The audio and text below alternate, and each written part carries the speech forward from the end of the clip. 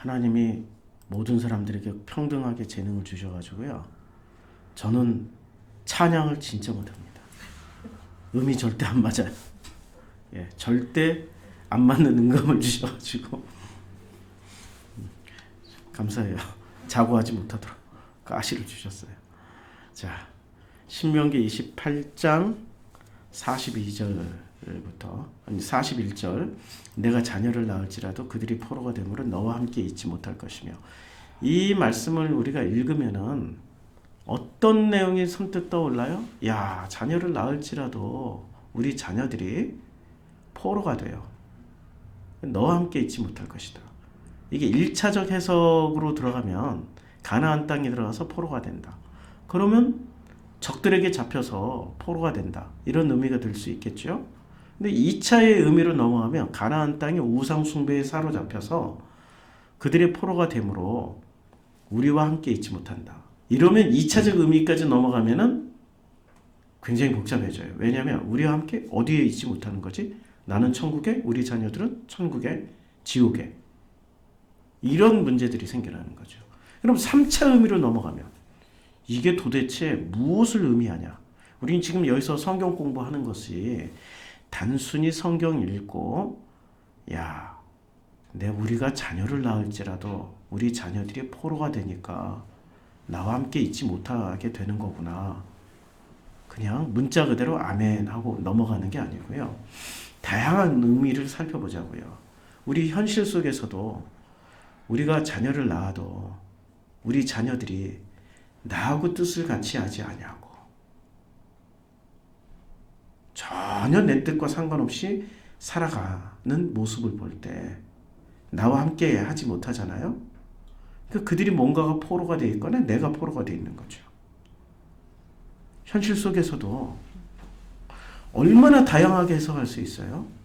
그런데 이렇게 다양하게 해석할 수 있는 성경을 우리는 근시안으로 문자 그대로만 아멘 하고 믿어 이런 식으로 해버리면 지금 이 28장이 신명기 28장이 축복과 저주의 장이란 말이에요. 그런데 이 본문은 41절은 축복에 해당되는 본문이에요? 저주에 해당되는 본문이에요? 예, 저주에 해당되는 본문이죠. 그런데 축복과 저주는 27장에서 에발산과 그리심산으로 표현을 했잖아요. 에발산에서는 축복을 헷갈린다. 한지 지금 몇 주가 되니까 에발산과 그 그리심산이 축복과 저주의 산인데 어디가 에발산, 그리심산 이렇게 보면은 자 이게 에발산과 그리심산이에요. 그러니까 그리심산에서 축복, 에발산에서의 저주네요. 자, 요 가운데 세겜 땅이 있었죠. 그러니까 여기서는 그리심산에서는 축복을 말해야 되고 에발산에서는 저주를 말해야 되는데 실제로 어디서 먼저 얘기를 했어요? 27장 기억나시죠? 27장으로 한번 돌아가 볼까요? 27장으로 돌아가 보면 신명기 27장에 가서 보면 에발산과 그리심산이 큰 소리로 그러니까 요단을 건너는 르우벤과 갓과 아슬과 스불론과 단과 납달리는 저주하기 위해 에발산에서요. 그러니까 그리심산에서 축복을 먼저 얘기한 게 아니라 에발산에서 먼저 서가지고 그러니까 그 백성을 축복하기 위해 그리심산에 서고 르우벤과 그 다음에 갓과 아셀론과 스불론과 단과 납달리는 저주하기 위해 에발산에 서요. 그리고 레위 사람들은 큰 소리로 이스라엘 사람들에게 이르기를 이제 아멘 할지어다 라고 하는데 레위 사람은 어디에 섰어요? 에발산에 섰어요? 그리심산에 섰어요? 예, 그리심산에 섰는데 그리심산에서 축복을 얘기해야 되죠. 근데 축복을 얘기 안 하고 뭐를 얘기를 해요? 예, 레위 사람은 큰 소리로 이스라엘 사람들에게 말을 해요. 이제는 장색의 손으로 조각하거나 부어 만든 우상은 여호와께 가증하니 그것을 만들어 은밀히 세우는 자는 저주를 받을 것일지니라 하고 에발산에서 외쳐야 돼요? 그리심산에서 외쳐야 돼요? 에발산에서 외쳐야 되는데 그리심산에서 외쳐요. 그것도 레위가 외쳐요. 레위가. 근데 이걸 아멘하고 받을지니라 했으니까 아멘하고 받아야 되는 거예요. 부모를 경홀히 여긴 자는 저주를 받을 것이니라. 아멘 해봐 그랬더니 아멘 해요. 와, 마치 지금 레위 지파 사람들이 요즘의 회장님들처럼 회장님처럼 아멘을 시키는 거예요, 지금. 11조 안 하는 자들은 저주를 받을지어다. 아멘. 아멘. 해야 되잖아요. 교회 충성봉사하는 자들은 저주를 받을지어다. 아멘. 아멘 해봐. 아멘 하는 거죠. 근데 그 내용하고 지금 이 내용하고 같은 건가요? 전혀 다른 거예요, 지금. 그거는 자기네들의 필요에 따라서 만들어낸 교리이고, 이 회장님들이 하는 거는 자기네들의 필요에 따라서 만들어낸 교리이고, 지금 레위가 하는 거는 하나님이 어떤 시켜서 명령하신 대로 하는 거란 말이에요. 이렇게 내용물이 이쪽은 하나님에 기반하고 있고, 이 회장님들은 어디에 기반하고 있어요? 예. 그러니까 아래로 거듭나는 사람들의 특징, 이 아래로 거듭나신 분들이 패스들이잖아요. 그러니까 이분들은 온통 어디에 관심이 있어요? 예. 부흥에만 관심 있는 거야. 성장에만 관심 있는 거야. 대형 상회 만드는 데만 관심 있는 거야. 자기네들이 회장님, 더욱더 강력한 회장님이 되는 데만 관심 있는 거야. 그러다 보니까 근거가 하나님이 아니고 순전히 자기의 욕망, 성취, 성공, 목적 달성, 소망, 바람에 근거를 두는 거죠. 그렇죠? 그걸로 하나님을 보면은 이미 욕망이라는, 성공이라는, 성취라는, 목적 달성이라는 색안경을 끼고 하나님을 보니까 하나님을 어떻게 봐요? 그렇게 보인다니까요. 성경은 정말 특이해요. 성경은 색안경 끼고 보는 대로 그대로 보여줘요. 색안경 끼고 이만희의 색안경, 신천지란 색안경 끼고 이만희가 물어보면 이만희 총재님이 옳습니다 라고 성경은 대답해줘요. 그래서 신천지 교리들을, 구절들을 다 솔솔솔솔솔 다 근거를 대죠. 김기동 회장님이 이 귀신론에 안경을 끼고 성경을 읽어서 해석을 하면은 전부 온통 다 귀신으로 보여요. 우리 이재록 회장님이 만민중앙교회 교리라는 이 색안경을 끼고 해석을 하시면은 만민중앙교리가 나와서 언제나 이재록 회장님이 앉을 때는 의자 몇 개를 비워놔요? 2개를 비워놔요. 좌우에. 아버지가 하나님이 옆에 앉고 예수가 옆에 앉고 자기가 성령이래. 아니면 거꾸로 자기가 예수가 옆에 앉은 게 성령이래. 그렇게 보인다니까요. 그렇게 해석이 나와요. 정명석의 색안경 끼고 보면 JMS 교리가 나오는 거죠. 문성명의 색안경 끼고 봤더니 통일교 교리가 나오잖아요. 그러니까 성경은 중립지대란 말이에요. 어떤 색안경을 끼고 보느냐에 따라서 그 사람들이 원하는 답을 다 제공해 주는 게 성경이라고요. 그러니까 성경은 절대적 권위를 가지려면 어떤 안경을 끼고 보느냐가 아니라 모든 안경을 빼고 봐야 돼. 칼빈이 색안경 끼고 봤더니 예정론이 나오고 웨슬레가 색안경을 끼고 봤더니 자유의지론이 나와. 맞잖아요. 개혁하는 사람들은 전부 누구의 색안경을 끼고 성경을 읽어요? 개혁하는 분들은 칼빈의 색안경을 끼고 보는 거죠. 그 구분 잘 하셔야 돼요. 내가 어떤 색안경을 끼고 보느냐에 따라서 성경은 언제나 그 색깔만 보여줘요. 자기 객관화라는 건 일단 안경부터 벗어야 돼. 성경은 무수히 많은 다양한 색깔로 해석되어 줄 수 있다. 그래서 여러 번 얘기하는 거지만 이 스펙트럼이라는 게 있습니다. 자, 스펙트럼. 근데 이 스펙트럼.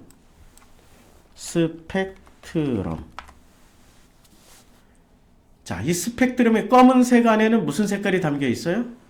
왜 검은색이 되는 거죠? 이 검정색은? 빨주노초 파남보의 모든 색이 다 혼합되어 있기 때문에 검은색이에요. 그렇죠? 그러면 흰색에 어떤 빛을 비추면 또 모든 색이 다 들어가 있는 거예요. 그러니까 스펙트럼이라는 것은 검은색이나 흰색이나 모든 색을 다 담고 있는 게 스펙트럼이에요. 이 빛의 스펙트럼.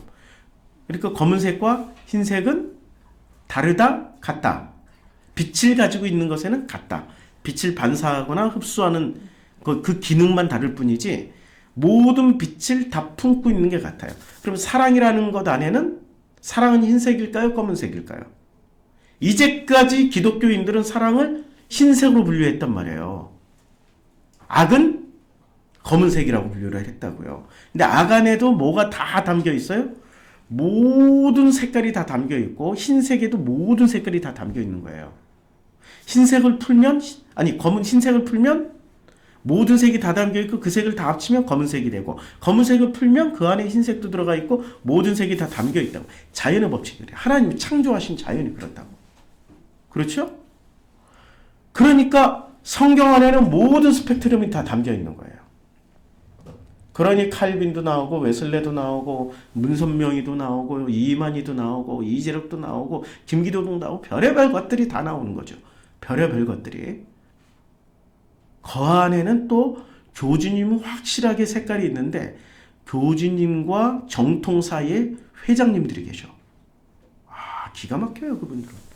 필요에 따라서 말을 다 바꾸는데 그걸 그냥 따라가.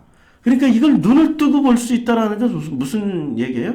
검은색도 그 안에 모든 색이 담겨 있구나라고 볼 수 있는 사람이 눈을 뜨고 보는 거고 흰색 안에도 모든 색을 다 가지고 있구나라고 볼 수 있는 게 눈을 뜬 사람들이라고요. 검은색만 보고 흰색을 못 본다. 이것도 문제고 흰색만 보고 검은색을 못 본다. 이것도 문제라고요. 이 색은 희한하게 모든 걸 다 품고 있어. 빛은 모든 것을 다 품고 있단 말이에요. 빛이라는 말은 모든 걸 품고 있다. 예수님이 뭐로 오셨어요? 예, 빛으로 오셨고 태초에 하나님이 말씀으로 창조하신 첫 번째 것이 빛이란 말이에요. 흑암에서 빛을 분리를 해놨다고. 혼돈하고 공허함에 흑암이 깊은 곳에 있을 때 빛이 있으라니 빛이 쫙 나오면서 그 어둠에 담겨있던 것들을 다 풀어놓으신 거예요. 놀라운 거죠. 그래서 지금 여기서 축복을 말씀해야 될 그리심산에서 실제로는 뭐를 선포하고 있어요? 저주를 받을 것이다라고 저주를 선포하고 있다고요. 그럼 저주와 축복이 그러니까 축복은 우리는 흰색, 저주는 검은색이라고 생각하고 있었단 말이에요. 그런데 실제 하나님은 어떻게 선포를 하고 계세요? 검은색을 흰색이라고 아멘 해봐 했더니 아멘 하잖아요. 그렇죠. 그런데 회장님들은 검은 것은 검은 것이요, 흰 것은 흰 것이라고 가르치잖아요. 그렇게 가르쳤던 회장님 중에 대표 회장님이 계세요. 성철 회장님. 산은 산이요, 물은 물이라고. 같은 맥락이잖아요. 검은 것은 검은 것이요, 흰 것은 흰 것이라고 가르쳤던 회장님이나 성철 회장님이나 같은 회장님급이라고. 그런데 우리 성경은 그렇게 얘기하지 않는다고. 저주도 축복이고 축복도 저주야. 그래서 27장에서 그리심산 축복을 선포하는 자리에서 저주를 선포했고 그걸 아멘이라고 받으라고. 아멘이라고 받았어요. 그리고 28장 넘어온 거예요. 근데 28장이 넘어오니까 어떻게 됩니까? 28장에서는 저주를 말씀도 하시고 축복도 말씀하시는데 축복은 1절에서 28장 1절에서 15절까지밖에 없어요. 16절부터 68절까지는 압도적으로 많은 건 저주를 다 선포를 해. 그럼 그게 저주의 축복이에요. 예, 저주도 되고 축복도 되고. 그리고 축복을 얘기하면 축복이에요, 저주예요? 축복도 되고 저주도 되고. 맞죠? 그것을 누가 선택해서 누가 결정하는 거예요? 하나님이 하시는 거예요? 내가 하는 거예요? 내가 하는 거예요. 내가 하는 거예요. 하나님이 이미 검은색, 흰색 다 주셨고 축복과 저주 다 주셨는데 그걸 자기가 저주를 선택해도 아 이건 축복이야. 아멘 하면 축복이 되고 축복을 선택해도 아씨 재수없어 이거 저주야 하고 저주라고 말하면 그게 저주가 돼버리는 거예요. 세상 만사 뭐하게 달려있어요? 마음 먹기에 달려있다고.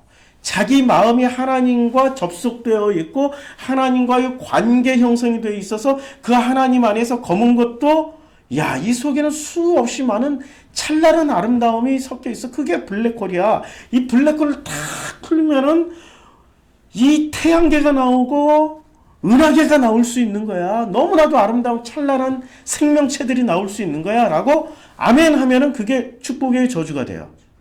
이게 블랙홀이 축복이 되는 거예요. 근데 빛으로 태어났는데 이 빛은 블랙홀은 뭐를 빨아들여요? 모든 빛을 다 빨아들여서 블랙홀이 된 거잖아요. 내가 빛으로 태어났는데 블랙홀 속으로 빠져들어간다. 재수없어. 블랙홀 속에 먹혔다. 저주받았다. 저주일까요? 축복일까요? 마음먹기에 따라 달려있다라는 거예요. 자기 지식이 객관화되어 있지 않고, 자기 알미 객관화되어 있지 않고, 자기 마음이 객관화되어 있지 않고, 흰 것과 검은 것을 명확하게 구분하는, 그리고 분리주의자, 바리새가 되면은 모든 게 저주가 될 수 있어. 그런데 예수를 따라다니면서 예수와 관계 형성이 되다 보니까 예수처럼 하나님과 관계 형성이 되어 있는 거야. 그러면은 그 관계 가운데서 생각하는 사람은 모든 게 축복이 될 수 있다는 얘기예요. 그걸 지금 28장에서 말씀해주고 있는데, 자, 내가 자녀를 낳을지라도 그들이 포로가 되므로 너와 함께 있지 못하게 되는 건 저주예요. 근데 포로가 되었음에도 불구하고 우리와 함께 있으면 이게 뭐가 돼요? 이게 축복이 되는 거죠. 그렇죠. 그러니까 포로가 되는 과정도 축복이에요, 저주예요? 축복이 될 수도 있고 저주도 될 수 있는 거죠. 이게 지금 한 끗 차이라고, 저주와 축복이. 그러면 우리는 자녀를 낳아요. 근데 성경에서 자녀를 낳는데 제일 많이 자녀를 낳는 장이 있어요. 성경에서 제일 많이 자녀를 낳는 성경이 어디예요? 에베소서인가? 아니죠. 그건 애만 뱉지 낳지를 않았어. 에베소서가 아니고. 이제 느낌이 오세요. 성경에서 애를 제일 많이 낳는 성경이 창세기 5장입니다. 창세기 5장 보세요. 창세기 5장에 자기의 형상과 같은 아들을 낳아 이름을 셋이라 했고, 그 다음에 자녀들을 낳았으며, 그 다음에 셋은 105세에 에노스를 낳았고 자녀들을 낳았으며, 그 다음에 에노스는 90세에 게난을 낳았고 자녀들을 낳았어. 정말 많이 낳았죠. 5장 전체가 아들을 누구를 낳고 또 자녀들을 낳아, 누구를 낳고 자녀를 낳고, 누구를 낳고 자녀를 낳고, 누구를 낳고 자녀를 낳고, 계속 자녀들을 낳는 거예요. 제일 많이 낳는 성경이 지금 창세기 5장이란 말이에요. 자, 낳을지라도라는 단어를 한번 보자고요. 이 낳을지라도라는 단어가 이게 야레드예요. 자, 야레드고, 이 야레드가 창세기 5장에 압도적으로 많이 나온다라는 거 아시죠? 일단은 창세기 4장에도 많이 나오고 5장에서부터 전부 다 야레드예요. 낳고가. 그러니까 이 야레드라는 단어가 제일 많이 나오는 데가 창세기 5장이에요. 근데 이 야레드라는 단어의 근원을 한번 찾아가. 또 여자에게 이르시되 내가 내게 잉태하는 고통을 크게 더하리니 내가 수고하고 자녀를 낳을 것이며, 이게 야레드예요. 자녀를 낳는다. 이게 야레드예요. 그다음에 창세기 4장 1절에도 아담이 그의 아내 하와와 동침하여 하와가 잉태하여 가인을 낳고, 이게 야레드예요. 그다음에 2절에서도 낳았는데 이게도 야레드예요. 아벨을 낳는 거. 4장 17절 아내와 동침하니 그가 잉태하여 에녹을 낳은지라. 에녹을 낳았어요. 그 다음에 창세기 4장 18절도 에녹이 이랏을 낳았고, 지금 낳았다 다 낳았다죠. 그 다음에 창세기 4장 20절도 아다는 야발을 낳았으니, 22절도 실라는 두발가인을 낳았으니, 이게 야레드예요. 그러니까 야레드는 창세기 4장과 지금 5장이 압도적으로 많이 나오는 거예요. 자, 5장. 아담이 130세에 자기 모양 곧 자기 형상과 같은 아들을 낳아 이름을 셋이라 하고, 그 다음에 창세기 5장 4절 아담이 셋을 낳은 해 800년을 지내며 자녀를 낳았습니다. 이게 전부 다 야레드예요. 그러니까 창세기 4장 5장에 야레드 낳는다, 이게 제일 많이 나와요. 창세기 4장 5장. 자, 4장도 낳는다 족보가 지금 4장하고 5장하고 두 군데. 자, 야레드라는 단어, 이게 나타라는 단어인데, 이 나타가 제일 많이 나오는 데가 창세기 4장과 창세기 5장이에요. 근데 창세기 4장은 누구의 족보예요? 창세기 4장은 가인 족보죠. 가인 족보가 주를 이뤄요. 창세기 5장의 족보는 아벨을 대신해서 태어난 셋의 족보예요. 그래서 누구로 끝나요? 노아까지 가요. 노아, 셈, 함, 야벨까지. 노아, 셈, 함, 야벨까지 가고 가인의 족보의 결과는 뭐가 나와요? 우리 어제 했죠. 패스가 나오잖아요. 야, 가인을 죽이면 벌이 7배인데 나는 내 상처와 내 결핍으로 인해서 이제 람의 얘기를 들어보자고. 람이 뭐라고 얘기를 하냐면은 이제 람에게 두 아내를 맞이했어요. 그리고 아다와 실라요. 나의 상처로 말미암아 내가 사람을 죽였고 나의 상함으로 말미암아 소년을 죽였다. 이게 육체적 상함 때문에 죽였어요? 마음의 상함 때문에 죽이는 거예요? 아니, 몸 이렇게 좀 누가 살짝 다쳤다고 사람 죽이지나 마음이 상하니까 죽이는 거지. 마음이 상했고 마음이 상처를 받으니까 자기 마음에 확 죽여버리는 거예요. 죽여버리고 뭐라고 얘기를 해요? 가인을 죽이면은 벌이 7배인데 라멕을 내가 그냥 내 상처로 인해서 사람을 죽였기 때문에 나는 정당해. 나는 분명히 그 장대호 얘기하시죠? 장대호 모텔 살인 사건 토막 내서 한강에 버린 장대호가 뭐라고 얘기를 해요? 우리 동영상 수도 없이 보잖아요. 장대호가 내가 다시 태어나도 저놈 내가 또 죽여준다고. 후회하냐고? 후회 안 한다고. 저놈은 죽어 마땅한 놈이라고. 왜냐고 뭐 기자가 물어보니까 뭐라고 대답해요? 저놈은 기생충이라고. 나쁜 놈이라고. 응? 인간 말종이라 없어져야 된다고. 죽은 사람에 대해서 자기가 사람을 죽였다라는 것에 대해서 후회함이 없고 자기가 짐승, 악한 놈 하나 죽였다라는 것에 합리화를 시킨다고요. 람에게 모습하고 똑같다고. 가인의 모습과 하고 람에게 모습하고 똑같다고. 그러니까 뭐로 거듭나요? 패스로, 사이코패스, 소시오패스로 거듭난다고. 가인은 패스로 거듭나는 패밀리예요. 그렇죠? 그리고 노아는 방주 타고 구원받는 패밀리고요. 이때 둘 다 똑같이 야레들을 씁니다. 나타. 가인도 나타. 이 야레들을 쓰고요. 창세기 5장의 아벨 셋의 족보에서는 아벨은 못 낳았지만 셋이 이제 계속 났어요. 아벨은 못 낳고 죽었지만 아벨을 대신해서 셋이 나왔으니까 이게 바로 야레드, 나타하는 야레드라는 단어를 씁니다. 야레드. 그러니까 우리는 이쪽으로 계속 나오면은 자녀를 낳으면은 이 자녀가 내 자녀예요? 아니면은 가인의 자녀가 돼요?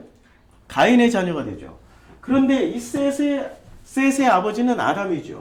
아담의 아버지는 누구예요? 아담을 만드신 하나님이죠. 그러니까 우리가 이 족보로 낳게 되면은 우리는 우리 자녀들이 나랑 격리되고 포로가 되고 이러는 게 아니라 언제나 나랑 함께 살아가게 되는 거죠. 그러니까 창세기 4장 족보로 낳을 수도 있고 창세기 5장의 족보로도 낳을 수 있단 말이에요. 다시 돌아와서 내가 자녀를 낳을지라도 그러니까 몇 장으로 낳아야 되는 거예요? 창세기 5장으로 낳아야 되는 거죠. 만약에 창세기 4장으로 낳으면 패스는 누구도 죽여요? 사이코패스는 부모도 죽여요. 자기 가족들을 사랑하지 않아요. 누구만 사랑해요? 사이코패스는 자기 자신만 사랑해. 오직 자기 자신만 사랑해. 누구도 사랑하지 않아요. 자기에게만 충실해요. 차이점을 아시겠죠? 아주 이기적인 인간들이에요.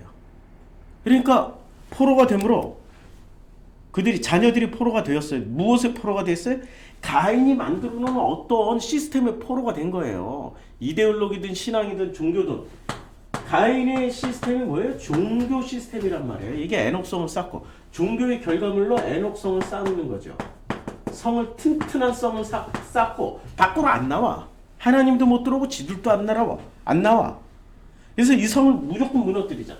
애녹성 무너뜨리고 바벨탑 무너뜨리고 그 다음에 여리고성 무너뜨리고 가나안 들어갈 때 최고의 강한 성 여리고성부터 무너뜨리고 들어가잖아요. 성부터 무너뜨리고 가야 된다고. 갈 때마다 성을 무너뜨린단 말이에요. 그 성이 바로 종교라는 성이란 말이에요. 이 종교 성 안에 들어가 있는 사람들이 누구요? 이 가인 족속들. 그러니까 성 안에 이렇게 이 성 안에 들어가 있는 사람들을 성 밖으로도 안 나오고 밖에서 안으로도 못 들어가. 이걸 뭐라고 그래요? 자폐. 종교 자폐잖아. 자기 세계관 안에서만 살잖아. 자기 성 안에서만 살잖아. 이 안에서 자급조종하면서 다 살잖아요. 이걸 자폐라고 그래요. 자폐가 어떤 정신적인 얘기만 얘기하는 게 아니라 우리 지금 기독교인들이 종교 자폐란 말이에요. 밖으로도 안 나오고 밖에서 안으로 들어오는 것도 못 들어오게 막고 있어요. 신천지야 하면서 문만 신천지하고 성경 공부 절대로 안 하고 이제는 아예 더 악해졌어. 성경 공부하면 다 신천지야. 이제는 가르치지도 않고 성경 공부도 못하게 만들어버리고 완전히 이 자폐, 여기는 바보 자폐가 되는 거지. 똑똑한 자폐도 아니고. 서번트 증후군이라는 것도 있는데 자폐 중에 서번트 증후군 있는 자폐는 천재가 나올 수 있어요. 그 중에 대표적인 사람이 스탠포드 수학 학자 뷰티풀 마인드 영화도 만들어진 그런 천재들도 나온다고요.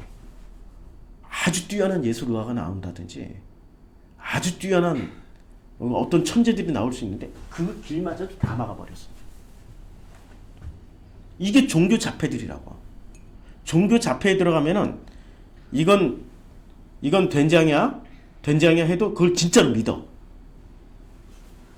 그리고 먹으면서도 우리는 알아. 실체를 똑같이 생겼지만 이미 냄새부터 달라. 근데 그걸 먹으면서 아우 맛있다. 와 우리 회장님이 끓여준 이 된장국은 너무 맛있다. 이러고 처먹고 있는 거예요. 구분을 못하는 거야. 자폐니까. 그것들을 소경이라고 그러는 거예요. 그러니까 누가 포로가 됐어요? 하나님의 자녀들이 지금 둘 다 하나님의 자녀예요? 아니에요? 둘 다 하나님의 자녀 맞아요. 맞잖아요. 둘 다. 아담의 형상에서 나온 게 가인이고 아담의 형상에서 나온 게 셋인데 그런데 가인은 아담의 형상인 아벨을 때려 죽이고 마음으로부터 들려오는 소리 그 피를 받아 먹은 그 땅 마음으로부터 들려오는 소리를 샵 마우스가 아니라 샵 뭐라고 해야 돼요? 샵 더 이어 해야 되나? 귀를 쳐막고 마음에서 들려오는 소리를 쳐막고 안 들어버리는 거예요. 그리고 그 핏소리 때문에 내가 괴로워서 죽겠나이다. 나를 살려주사오 했더니 하나님이 은혜를 베풀어서 살려주는데 벌이 7배라고 이 벌이. 그러니까 이게 죽어야 돼요? 살아야 돼요? 죽어야 되지. 나 안 죽고 지가 살아나. 뭐로 살아나기 위해서 만들어 놓은 논리가 종교였고 가인 종교였고 인류는 끊임없이 가인 종교를 따라가요. 놀랍게도 끊임없이 따라가. 예수님 당시에 이 복음 아벨의 씨를 따라가는 사람들 아니 셋의 씨를 따라가는 사람들이 몇 명이나 있었어요. 예수님 당시에 유대인들 중에 예수님 십자가에 못 박히기 직전까지 몇 명이나 있었어요. 따라가는 척 했지만 다 배신하고 떠났어. 단 한 명도 없어. 단 한 명도 없어. 확률상 종교인 중에는 단 한 명도 없는 거예요. 지금 예수님 당시에 시대 보여줬다고. 불가능에 가깝다고요. 그러니 좁은 길이다. 겨자씨만한 씨앗이라도 떨어져야 된다. 라고 주님이 끊임없이 말씀하시는 거예요. 불가능해서 가인의 종교로 태어난 사람들은 이후부터는 인류는 전부 다 100% 어디로 태어나요? 이씨로 태어날까요? 셋의 후손으로 태어날까요? 아니면은 가인의 후손으로 태어날까요? 100% 가인의 후손으로 태어나요. 여기서 이렇게 건너오는 게 얼마나 힘드냐. 거짓 나사로가 아브라함 품에 안겨 있을 때 부자는 저쪽에서 나로 하여금 건너가게 해주시옵소서라고 할 때 아브라함이 뭐라고 말씀하십니까? 야 너와 우리 사이에는 큰 구렁이 있어. 너 못 건너와. 못 건넌다. 그러면 이 사실을 너무 분하고 억울하니까 땅에 있는 우리 형제들이라도 좀 알려줄 수 있도록 전 나사로를 보내서 하는데 그럴 필요 없어. 이미 다 얘기해 줬잖아. 기억나시죠? 끝났단 얘기예요.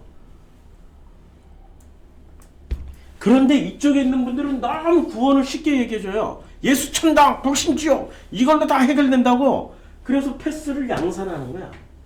종교는 언제나 쉬운 길, 넓은 길, 편한 길로 제시해줘요. 건너오는 게 불가능에 가까우니까 좁은 길이라고 좁은 문이라고 하시는 거죠. 불가능에 가까워요. 수천 마리의 양들 가운데 예수님이 오셔서 불러요. 자, 이제부터 아버지의 양들은 내가 이름을 부른다, 따르라 하면은 그 중에 알아듣고 따르는 양이 몇 마리나 될까요? 야, 이미 예수님의 음성을 듣고서도 이 양들은 회장님 따라간다니까요. 양의 특징이 있어요. 양은 어떤 특징을 가지고 있어요? 양의 특징 중에 가장 큰 특징. 양은 눈이 나쁘다. 양은 눈이 나빠요. 눈이 나쁘니까 길을 갈 때는 어떻게 해야 돼요? 이렇게 전체를 다 살피고 자기가 알아서 이렇게 가지 못해요. 눈이 나쁘니까 가다가 구렁텅이에도 빠지고 절벽에도 떨어지고. 눈이 나빠요. 시력이 제일 나쁜 짐승이 양이에요. 가축 중에 닭대가리가 아니고 양이에요. 그러니까 양은 어떻게 따라가냐면 제일 나이 많고 경험 많은 양의 뒤를 따라가요. 근데 이 순양도 눈이 좋은 게 아니라고. 오히려 눈이 더 노화되고 퇴화돼서 더 나빠. 그런데 노하우가 있으니까 냄새로 이렇게 길을 찾고 뭐 어떻게 찾아는 가. 그런데도 이 순양이 실수해서 이 절벽 밑으로 떨어지잖아요. 그럼 뒷양들이 안 따라와야 되잖아. 근데 양들은 특징이 어때요? 그냥 따라가. 다 떨어져 죽는데도 그냥 따라가. 그래서 그 양들에게 필수품, 양 치는 사람들에게 필수품이 있어요. 뭐예요? 개가 그럴 때마다 길을 안내줘요. 막 죽도록 열심히 뛰어다니면서 이게 잘못된 길로 가면 개들이 막 이렇게 해서 옮기게 해주고 길을 잡게 해줘요. 그러니까 순양은 아주 나이 먹고 힘센 순양을 따라가지만 실제로는 개들이 없으면 양들의 운명은 언제 어느 순간 이 맹인된 거의 소경에 가까운 순양을 따라서 몽땅 죽을지도 몰라. 아시겠죠? 그게 양의 특징이에요. 그러니까 양이 살아나려면은 좋은 목자, 좋은 멍멍이가 있어야 된다고. 좋은 멍멍이. 어느 분이 그러시더라고. 돌아가신 이호로 목사가 그러는데, 목사는 뭐와 같냐? 목사는 개와 같다. 멍멍이와 같다. 왜? 교회를 잘 지키고 잘 지져야 되니까. 이분 돌아가셨어요, 교통사고. 설교하실 땐 너무 재밌게 설교하셨는데. 저희 7위 목사님이셨고, 제가 화천에 있습니다. 목사는 멍멍이와 같다. 맞아요. 양치는 개와 같아야 되는데, 양치는 개가 아니라 뭐와 같아요? 예수님 말씀하셨을 때는 늑대 이리와 같다라고 말씀하시잖아요. 사꾼 목자는. 그치요? 사꾼 목자들이에요. 양떼를 전부 다 사꾼 목자의 목적은 그것들이 자기네들이 애써서 막 뛰어다니면서 사냥할 필요 없이 구렁텅이에 빠뜨려만 놓으면은 자기네들이 배고플 때마다 가서 한 마리씩 잡아먹으면 돼. 그게 목적이라고, 이 사꾼 목자들은. 그러니까 자, 사꾼 목자는 사람을 뭐로 봐요? 사람을 하나님의 형상으로 봅니까? 아니면은 먹잇감으로 봅니까? 먹잇감이라고 하면 너무 기분 나쁘니까 돈으로 보는 거죠. 돈. 헌금.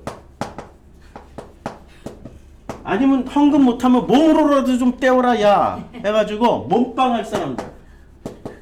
몸빵 하니까 이게 좀 말이 좀 거시기 한데 이게 봉사. 좋은 말로 봉사. 충성. 아니 전 빤스는 빤스 내려 시키잖아요. 그러니까 봉사 충성 이걸로. 그런데 사람을 하나님의 형상으로 보는 목자가 있단 말이에요. 먹잇감으로 안 보고. 예수는 뭐로 봐요? 하나님, 자기와 동등한 하나님의 자녀로 보고 형제여 자매여 이렇게 보는 거죠. 형제 자매라고 교회 가면은 이렇게 부르는 교단이 있어요. 워치만 일을 따르시는 형제교회, 형제님 자매님 하지만 여기 사건 사고 비일비재 일어나요. 우리 2년 전에 여기 우리 교회 17명이나 왔어. 여기로 이전하자마자 한 달 안에 17명. 이분들이 형제자매라고 부르는 분들. 그분들 얘기 들어보니까 뭐 교회 건축한다고 여신도한테서 막 돈 뜯어내가지고 돈 안 갖고 막 별의별 사건 사고 치정에 아유 거기는 교단이 작으니까 안 드러났을 뿐이지 똑같아. 왜냐면 복음이 없으니까. 똑같다고. 더 지저분해. 더 지저분해. 그나마 좀 똘똘한 회장님도 없고 거기는 지가 조금 성경한다 그러면 자기가 막 가르치고 그런다니까. 무교의 조직. 예, 무교. 그러니까 아주 그냥 위험한데요, 여기가. 벗어나라고 그래도 안 벗어나. 익숙함. 그러니까 귀향증후군. 귀향증후군이라고 그랬죠. 언제나 우리가 이제 예수와 결혼해야 되잖아요. 신랑 예수와 결혼하고 아버지를 찾아가는 종교잖아요. 우리 기독교는. 근데 누구랑 결혼해요? 언제나 예수랑 결혼 안 하고 누구랑 결혼해? 먹잇감으로 보는 교주님들하고 결혼해. 교리하고 결혼해. 이게 귀향증후군이라고. 누구랑 결혼해요? 아니 우리를 만드신 하나님 아버지, 아니 그 예수 하나님 아버지의 아들 예수랑 결혼하면 된다고. 귀향증후군은 자기가 익숙한 걸 선택하는 거잖아요. 배우자를 선택할 때 자기 속에 있는 것과 비슷한 똑같은 거를 선택해요. 그래서 거의 예외 없이 교주님들 선택하십니다. 회장님들 선택하시고. 그러니 그들이 포로가 되는 거죠. 이게 포로예요. 이게 포로가 되고 그 포로가 됨으로 인해서 어떻게 돼요? 너와 함께 있지 못해요. 부모와 자식 간에 함께 있지 못해요. 자, 우리는 어떤 부모예요? 하나님의 형상을 회복해서 예수와 결혼해서 우리가 무슨 시아버지, 그 시아버지도 아버지고 아버지도 아버지고. 자, 나중에 아버지를 만나러 가. 아버지를 만나요? 이거는 지금 뭔가 설명하기 위해서 결혼, 뭐 자녀 이렇게 얘기하는 건데 본래는 뭐예요? 관계를 형성하고 관계 회복을 해야 돼요. 관계 회복을 해야 되는데 이 관계 회복을 통해서 우리는 아버지와 아들과 우리와의 관계를 영원히 누리는 거예요. 변함없이 알파와 오메가로 처음이요, 마지막이 처음이요, 끝이요. 그 다음에 시작과 마지막으로 변함없이 끊임없이 누리는 게 이 관계 회복될 때만 이게 가능하단 말이에요. 그런데 먹잇감, 교주님 밑으로 들어가는 먹잇감, 이 귀향증후군 때문에 가게 되면 어떻게 됩니까? 끊임없이 드리고 바치고 몸빵하고 이걸로 뭐를 챙겨요? 보람을 챙기고. 얼마나 보람돼요? 몸빵 한 사람들은 얼마나 보람돼. 막 교회 청소 내가 했어, 꽃꽂이 다 했어, 뭐 이거 엄청 챙겨. 꽃꽂이 하면은 또 목사들이 꽃꽂이 해야 하늘의 축복이 더 크다고 당당 꽃꽂이 하라고 막. 그리고 거기는 권세야. 꽃꽂이 하는 데는 아무도 노타치야. 그래서 꼭 계약을 맺어야 돼. 1년 단위로 누군가의 할당을 줘야 돼. 그거 경쟁력 엄청 치열해요. 그 다음에 주방 권세, 그 다음에 주차장. 그래서 이명박은 주차장 봉사를 엄청 오래 했죠. 누가 무슨 차 타고 오는지 이명박은 그거 보려고. 그래 다 보고 있다가 다 뒤에서 다 만나. 그런 좋은 차 타고 오면 문까지 열어주면서, 아니 서울시 시장님께서 문까지, 아이고 장로님 오셨습니까? 아이고 집사님 얼마나 겸손하게 보여 막. 그래 간쓸게 다 내주지 이 소시오패스한테. 그런데 액센트 타고 오거나 뭐 이런 거 타고 오면 예 관심당, 야 네가 가, 자기 밑에 자기 부하 네가 가. 안 봐도 삼천리죠. 자, 또 이런 얘기 했다고 어떻게 목사가 저런 얘기, 정치 얘기를 하냐고. 그런 분들은 그냥 안 들으시면 돼요. 마음의 상처도 받지 마시고 이 회장님들, 교주님들 설교만 따라다니시면 돼. 이제 권해드려요. 이 회장님들, 교주님들 설교만 잘 따라다니시고 이 세계관 속에서 환상을 가지고 열심히 드리고 바치고 섬기면서 보람을 챙겨가세요. 보람을 챙겨 가져가서 보람상조에서 장례식까지 치르시고 우리 하나님 앞에서 보람을 얘기하세요. 제가 땅에 있을 때 주님의 이름으로 이만큼 했습니다. 주님의 이름으로 이만큼 했습니다. 주님의 이름으로 이만큼 세우고 주님의 이름으로 이렇게 보람을 다 내놓으세요. 그러면 주님이 뭐라고 말씀하세요? 난 너 모르는데? 라고 할 때 슬피 울며 이를 갈지 마시고 아 정성필 목사가 그때 얘기를 했는데 그때 들을 걸 하고 후회를 엄청 하세요. 그런데 결코 그들과 우리 사이는 구렁이 있어도 못 건너오세요. 물 한 방울만 찍어서 달라고 그래도 아브라함께서는 물 한 방울도 안 찍어서 보내주세요. 무서운 분이세요. 경험 다 해보세요. 영원히. 영원히 그것도 영원히. 아유 제가 이렇게 얌전하게 말씀드렸는데 자 그러니까 너와 함께 있지 못할 것이며 이 말씀이 얼마나 무서운 말씀인지 아시겠죠. 이게 저주예요. 그런데 이 저주를 어떻게 해야 돼요? 바꾸면은 포로가 되었기 때문에 이제는 건너가고 싶어 하는 거야. 이리로 하나님의 형상으로. 그러면 이게 축복이 되는 거예요. 그치요? 이 저주를 제가 좀 실감나게 좀 세게 얘기했어요. 보람을 챙겨가시라고. 보람 챙겨간단 말이에요, 이 사람들은. 근데 우리는 보람을 아버지의 형상으로 가면 보람 같은 게 필요 없어. 다 내려지고 이게 그게 겉옷이야. 자기 겉옷 다 벗어. 보람에다 여기다 우리가 있잖아요. 독재 국가일수록 이게 민주주의가 없는 사회일수록 언제나 옷에다가 뭐를 챙겨요?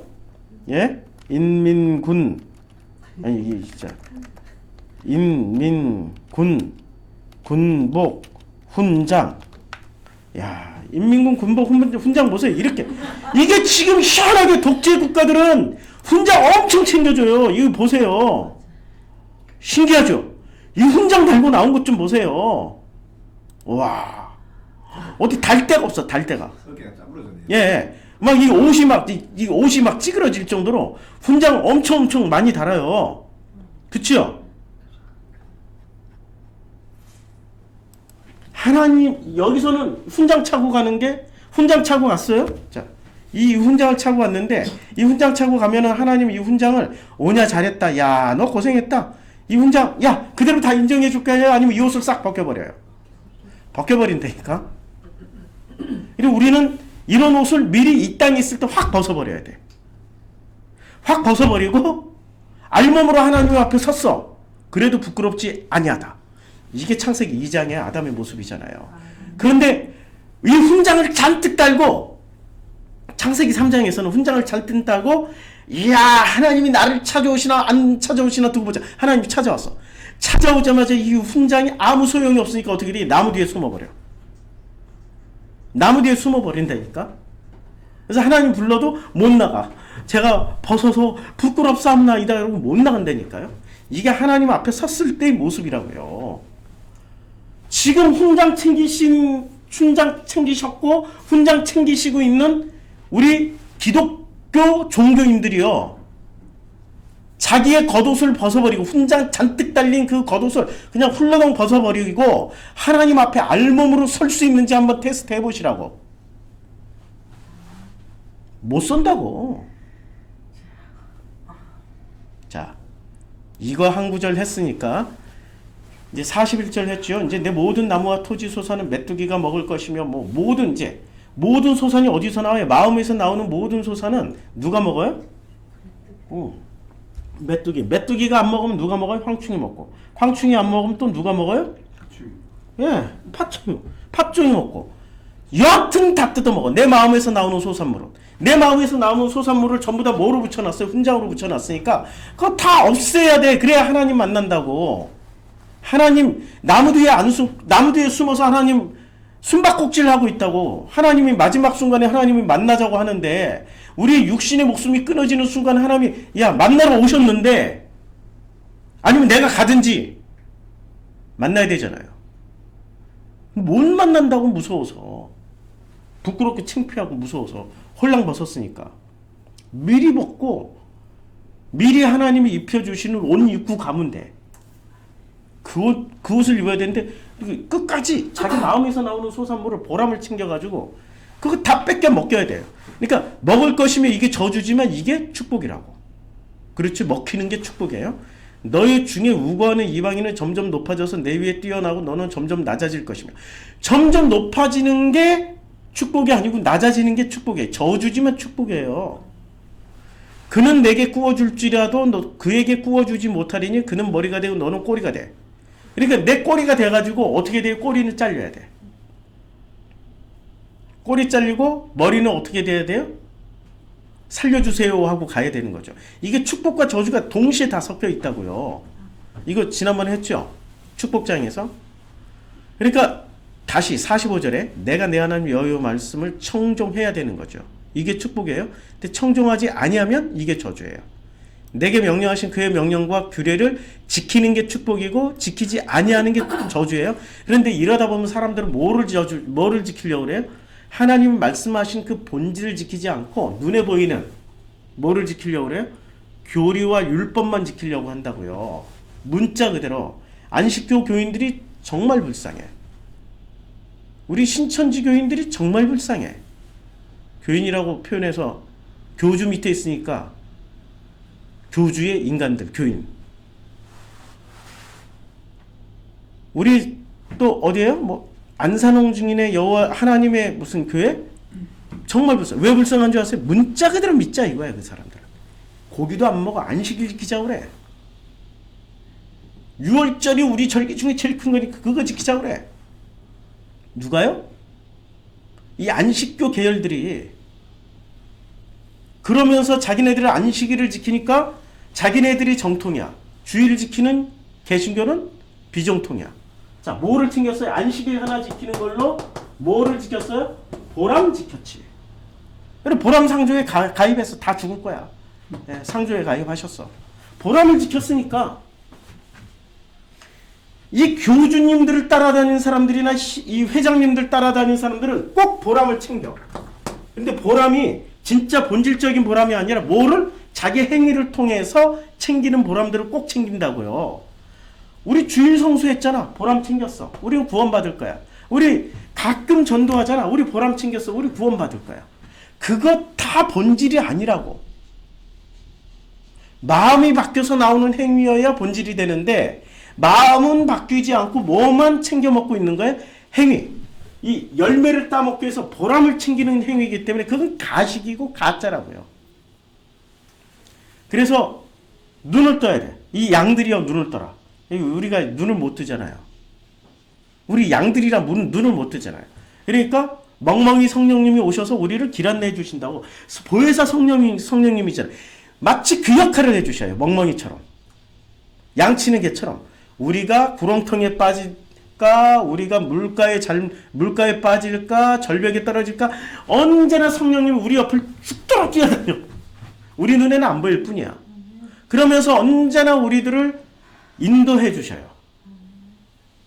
그러니까 그때 당시에 사람들은 성령님의 보혜사 성령님 하면 쉽게 알아들었다고. 양치는 사람들이었으니까. 그리고 목자는 그 개들이 잘 지키는지 늘 관리를 해. 개들을 관리해. 그게 목자잖아요. 그리고 개들이 무리하게 위험할 때는 어떻게든 막 급하게 가서 몸으로 밀어붙이거나 물어버리거나 해서 못 떨어지게 못 죽게 만들잖아요. 그럼 다친 양들은 와서 목자는 싸매주고 치료해준다고. 그게 나쁜 행동이 아니라고. 살리려고 하는 행동이니까. 상호 협력이 너무 잘 돼 있어. 이 목자와 양치는 개는 하나님 우리를 이렇게 인도하시고 지켜주신다고요. 그럼 복음은 뭐예요? 보람을 챙기는 게 아니고요. 그 하나님을 신뢰하고 하나님의 형상으로 우리를 인도하신다는 그 하나님을 신뢰하고 믿고 언제나 그 하나님이 이제 우리를 살게끔. 우리는 뭐에서 깨달아야 돼요? 삶 속에서 깨닫잖아요. 삶 속에서. 우리가 우리 해석되어진 성경을 통하여서, 그리고 성경을 통하여서 우리의 삶에 비추어진 성경 말씀을 통하여서 언제나 우리 자신을 객관적으로 들여다보면서 하나님이 객관화 시켜주니까 우리는 하나님 형상으로 더욱더 거듭나는 거죠. 훈장을 계속 떼주시는 거예요. 훈장을 다 떼고 나서 빈 옷을 입고 있을 때 벗기가 쉽죠. 훈장 잔뜩 붙이고 있는 것을 띄어라, 벗어라 그러면 어떻게 벗어요? 여기 투자해 놓은 게 여기서 이 훈장만 달고 있으면 모든 게 밥 먹는 것도 공짜, 비행기 타는 것도 공짜, 국회의원 이상의 진짜 놀라운 국가의 대접을 받고 있는데 이걸 어떻게 띄워? 못 받지. 근데 이거 받는 순간 이 세속이 제공해 주는 것들은 하나도 제공 못 받아. 대신에 누가 제공해 주는 걸 받아요? 아버지께서. 그거 없이도 충분히 살 수 있다라는 걸 우린 체험할 수 있다고요. 그걸 믿는 게 믿음이라고.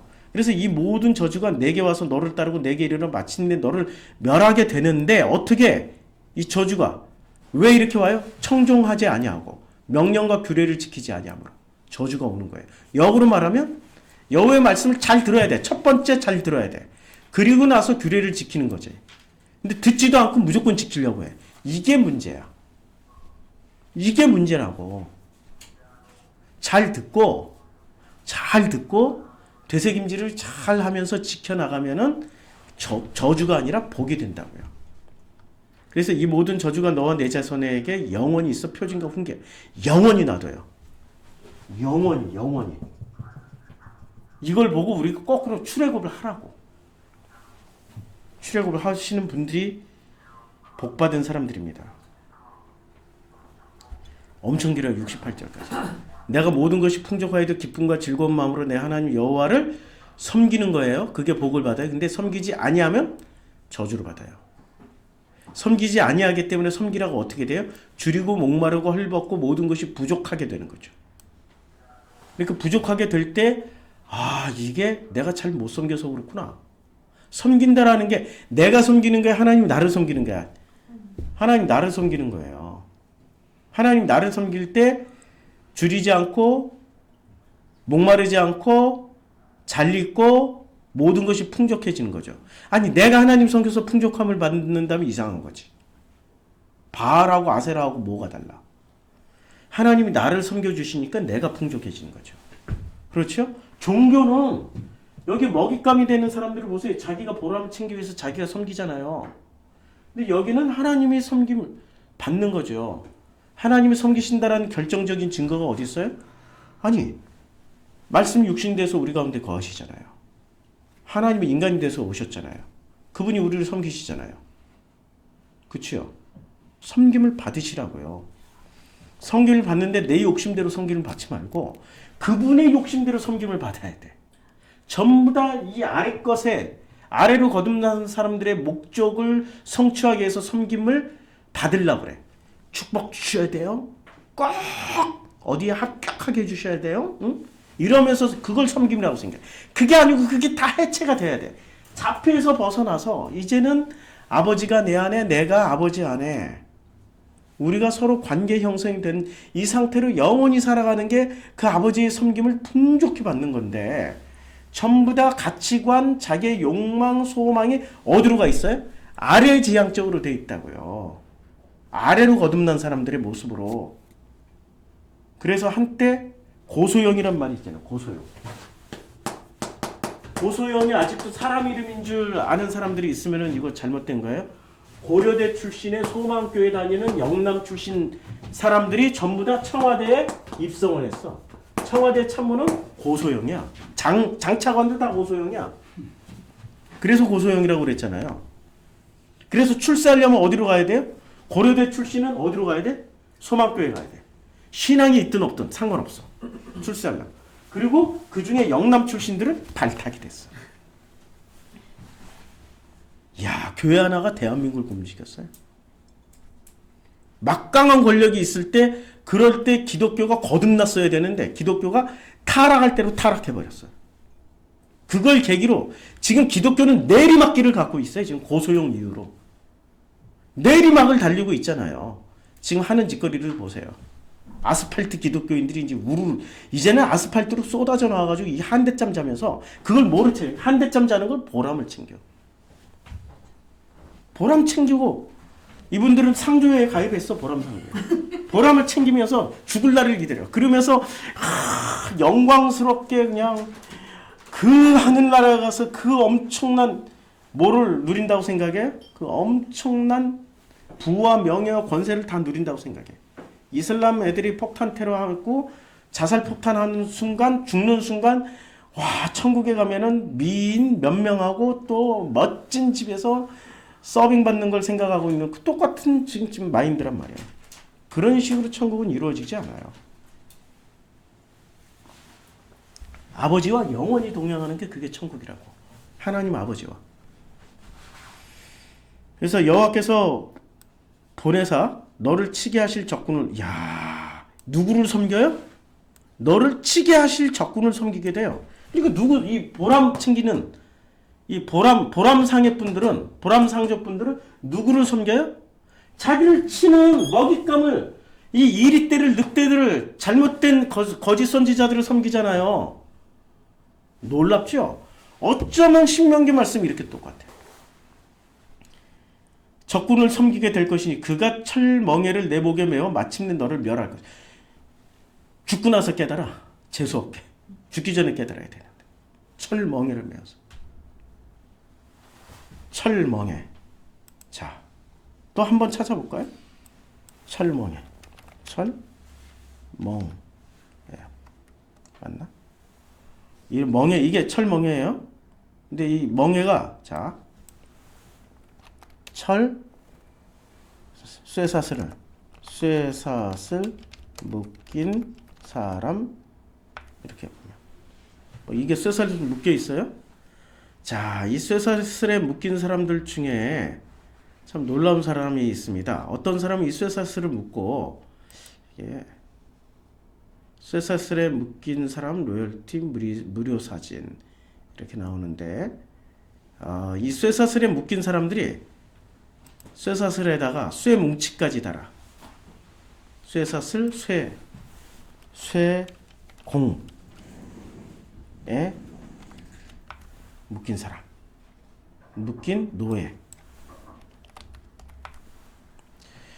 이 그림이 있는데 그림을 못 찾네. 자, 이걸 휴대폰에 묶인 노예. 이걸 쇠사슬로, 쇠공이로 묶인 노예. 같은 개념이에요. 자, 여기는 안 나오니까 제가 그림을 그려줄게요.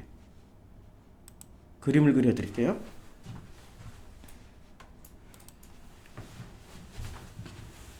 어떤 노예들은, 이 사진이 전에 있었는데 우리가 제가 여러 번 써먹은 사진인데 지금 어디에 있는지 못 찾아서, 이렇게 큰 쇠사슬에, 이 쇠사슬에 체인을 해서 착고를 차고 여기에 발목을 이렇게 발가락, 발목 이렇게 묶여 있어요.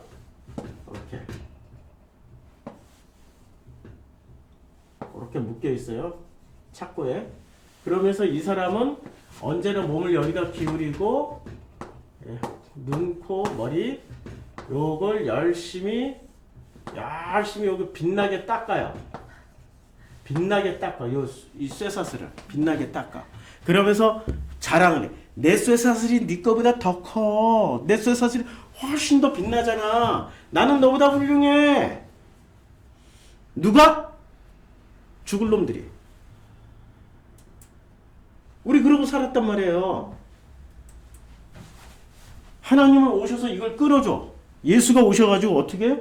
이 쇠사슬을 딱 끊어주고 착고를 풀어주셔. 그러면 이 노예들은 어떻게 돼? 왜 끊었냐고, 나의 이 빛나는 것들을. 그리고 도로 이어가. 도로 간다고. 이게 지금 인간의 모습이라고요. 그 철멍에를 내 목에 메어 마침내 너를 이거 언제 깨달아요? 꼴까닥하고 돌아가신 다음에나 깨달아. 야, 이게 이 사람들의 목적은 뭐예요? 철멍이를 메어주는. 일평생 이거 빛나게 닦다가 그냥 죽으라고 메어주는 거예요. 그게 뿌리가, 기원이 어디까지 가요? 가인, 살인자의 족속들, 후예들, 살인자의 후예들. 이분들은 전부 다 보람에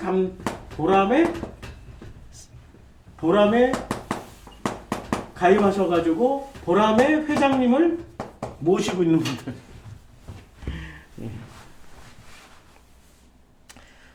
쭉 다 읽어보세요.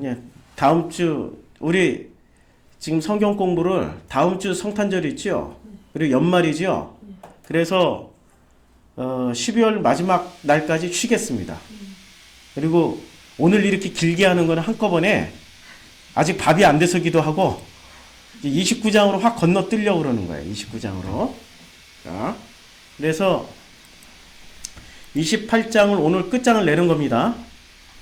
한꺼번에. 자, 여호와께서 내가 두려워하던 애굽의 모든 질병을 내게로 가져다가 내 몸에 들러붙게 할 것이다. 왜 애굽의 모든 질병을 들러붙게 해야 돼요? 애굽의 질병이 모두 몇 가지였어요? 애굽의 모든 질병 다 합치면 질병의 저주예요. 그냥 한마디로 말하면 10가지 재앙을 다 내릴 것이다라는 말씀이죠. 또 율법책에 기록하지 아니한 모든 질병과 재앙을 내가 멸망하까지 여호와께서 내게 내리실 것이다. 아니 이게 멸망을 당하고 질병을 당하는 사람들은 아 행복하다 아예 행복하다 할까요? 아우 힘들어 죽겠다 할까요? 이 애굽이라고 말을 했잖아요. 자, 애굽에 이집트를 한번 보자고요. 이집트를 보면은 이 이집트에서 일어났던 10가지 재앙을 받을 때 사람들이 이거 힘들다 했을까요? 아니면 버틸만하다 했을까요? 버틸만하다. 바로로 보시면 알잖아요. 버틸만하다. 야, 더 센 거 없냐? 그리고 마음이 더더욱 강팍해지잖아요. 강팍해져요. 이걸 만나면 오히려. 그래서 나온 사람이 출애굽한 사람이 많아요. 여기에 애굽에 남아있는 사람들이 많아요. 남아있는 사람들이 압도적으로 많죠. 버틸만 하니까 남아있는 거지. 그런데 버틸만 했는데 막판 한 방에 다 갔잖아요. 언제 갔어요? 막판 한 방에?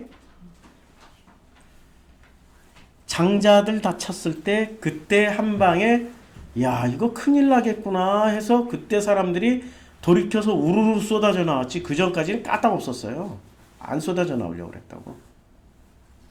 그러니까 자 여호와께서 내리친다고 할지라도 버틸 놈들은 끝까지 버텨. 광야에서 노뱀 보면 산다라고 그랬는데 노뱀 안 버티고 끝까지 버티는 놈들이 또 있어. 인간은 힘이 하나님보다 세다니까요. 스스로 그렇게 믿어. 내가 하나님보다 더 세다고. 내가 고칠 수 있어. 내가 나을 수 있어. 내가 이 모든 고난 이겨먹을 수 있어. 막 이러고. 근데 너희가 하늘의 별같이 많을지라도 내 하나님 여호와의 말씀을 청종하지 아니하면 남는 자가 얼마 되지. 그러니까 하늘의 별처럼 이 믿는 자들의 하나님의 형상이 그렇게 많다 할지라도 하나님 말씀을 청종하지 않으면 남는 자가 거의 없다. 그러니까 복음은 어떻게 돼요? 끊임없이 들어야 돼. 끊임없이 청종해야 된다고요. 근데 우리 교회에 오면은 자유를 조금 주잖아요. 자유? 주일날 아우 일이 있어. 아우 얘 쉬셔야지. 얘 일 보셔야지. 그 자유 조금 누리는 거 가지고 어떻게 생각을 해요? 말씀 듣는 기회 자체도 우습게 여겨버려. 청종하는 그 저주가 시작된다고. 이거는 있잖아요. 이 세속의 양식과 하나님의 입에서 나오는 모든 양식의 싸움인데 끊임없이 먹어야 된다고요. 매일 먹는 사람과 일주일에 한 번씩 먹다가 자기 필요에 따라서 휙휙휙 빠져버리는 사람들 천지 차이가 난다고. 그러니까 여기서 계속 강조하는 거잖아요. 뭐를 강조해요? 청종하라고. 이 청종이라는 단어를 제일 많이 쓰고 한번 보자고. 얼마나 많이 썼는지 구약 안에서 청종이라는 단어를 제일 많이 쓴 게 이제 여기 쭉 나와요. 36개가 되는데 자 신명기에 이렇게 많이 썼어요. 신명기. 그 중에 28장에 하나 둘 셋 이렇게 청종이라는 신명기에 제일 많이 썼어요. 자 청종이라는 단어가 많이 안 나오죠. 레위 창세기 1번, 출애굽기 2번, 레위기 4번, 민수기 1번, 신명기에 이만큼 나와요. 자, 청종이라는 단어를 한번 읽어보죠. 신명기에서 어떤 용법으로 쓰여졌는지. 자, 모든 일에 내가 임하여 환난을 당하여 끝까지 내가 내 하나님 여호와께 돌아와서 그의 말씀을 청종하리. 뭐든지 말씀을 청종해. 너의 하나님 여호와의 소리를 청종하라.